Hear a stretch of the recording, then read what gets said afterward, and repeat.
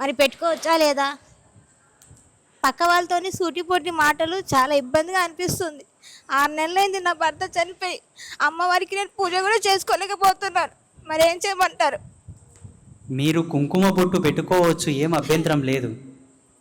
అది సువాసిని ధర్మం. స్త్రీ పుట్టుకతోనే సువాసిని, పూర్ణ ముత్తైదువ, పూర్ణ సువాసిని. మధ్యలో వచ్చింది ఇది ఏదైతే మాంగళ్య ధారణ మధ్యలో చేస్తారు కదా, మధ్యలో వచ్చిన దానికి భర్త చనిపోతే మళ్ళెందుకు బొట్టు తుడపాలని మీకు సందేహం ఉండదు కదా. అట్టేం సందేహం పడాల్సిన అవసరం లేదు, పెట్టుకోవచ్చు. కాకపోతే పుట్టుకతోనే ఒక బాలికకు మనం కుంకుమ బొట్టు పెడతాం, దేవాలయంకి వెళ్ళినా ఎక్కడ పోయినా. మెచ్యూరిటీ ఫంక్షన్ అయినప్పుడు కూడా కుంకుమ బొట్టు పెడతారు, నష్టన. కానీ భర్తతో వివాహమైన తర్వాత, ఒక పుణ్యవతికి వివాహమైన తర్వాత పాపెట్లో కుంకుమ బొట్టు పెడతారు. అంతకుముందు అయితే పెట్టరు.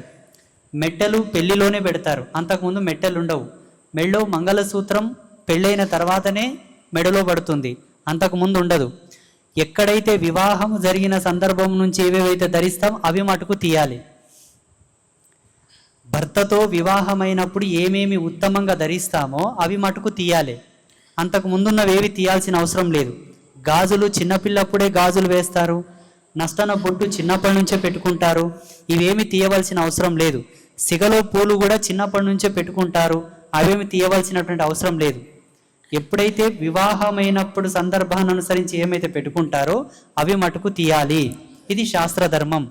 సరే స్వామి. ఇకపోతే కొంతమంది ఉత్తమంగా ఆలోచించేటటువంటి మహిళలు, ధర్మంగా ఉన్నతంగా ఆలోచించేటటువంటి మహిళలు ఏం ఆలోచిస్తారంటే, నా భర్తనే పోయిన తర్వాత ఈ శృంగారంతో నాకేం పని, ఎవరి కోసం నేను పువ్వులు పెట్టుకొని మురవాలి, ఎవరి కోసం రంగురంగుల గాజులు వేసుకొని మురవాలి, ఎవరి కోసం నేను ఇంత అలంకారంగా తయారై తిరగాలని చెప్పేసి కొంతమంది ఉత్తమంగా ఆలోచన చేసేవాళ్ళు ఆ అలంకారాన్ని సాక్రిఫై చేస్తారు.